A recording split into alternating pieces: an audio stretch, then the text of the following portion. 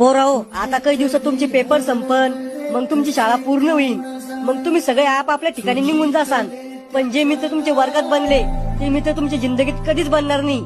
आयुष्यात तुम्ही लय पैसा कमवसाल, पण हे दिवस तुम्हाला कोटी रुपये देऊन बी वापस भेटणार नाही. सर, मी किती बी मोठा झालो ना तरी तुम्हाला विसरणार नाही.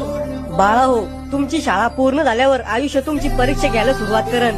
कधी तुम्हाला पाडन, कधी तुम्हाला रडवण, कधी तुम्हाला हसवण, कधी तुमच्या वयापेक्षा जास्त दुःख देईन. आणि या सुखदुःखाच्या खेळात तुम्ही मला विसरून जासाल. नाही सर, असं कधीच नाही होणार. बाळा हो, वेळेबरोबर तुम्हाला बी बदलणं पडन. पण आयुष्यात कधी शाळेतला मित्र दिसला ना की त्याला भेटा, त्याला बोला. कारण हे आयुष्य कधी संपन कोणाला माहित नाही. माझ्याकडून काही चुकला असेल, मग एखादी गोष्ट कोणाला वाईट वाटली असेल तर मला गुरु समजून माफ करा. गुरुचं कर्तव्य राहतं आपल्या विद्यार्थ्याला शिकवायचं. या समाजात आई वडिलांनंतर गुरुच असा व्यक्ती आहे ज्याला वाटतं आपल्या विद्यार्थ्यांना आपल्यापेक्षा पण मोठं व्हावं. गुरु रस्त्यासारखा राहतो, स्वतः कुठे जात नाही, पण विद्यार्थ्याला त्याच्या ध्येयापर्यंत पोहोचवतो. माझ्याकडून काही चुकला असेल तर मला माफ करा आणि तुमच्या येणाऱ्या भविष्यासाठी तुम्हाला हार्दिक शुभेच्छा.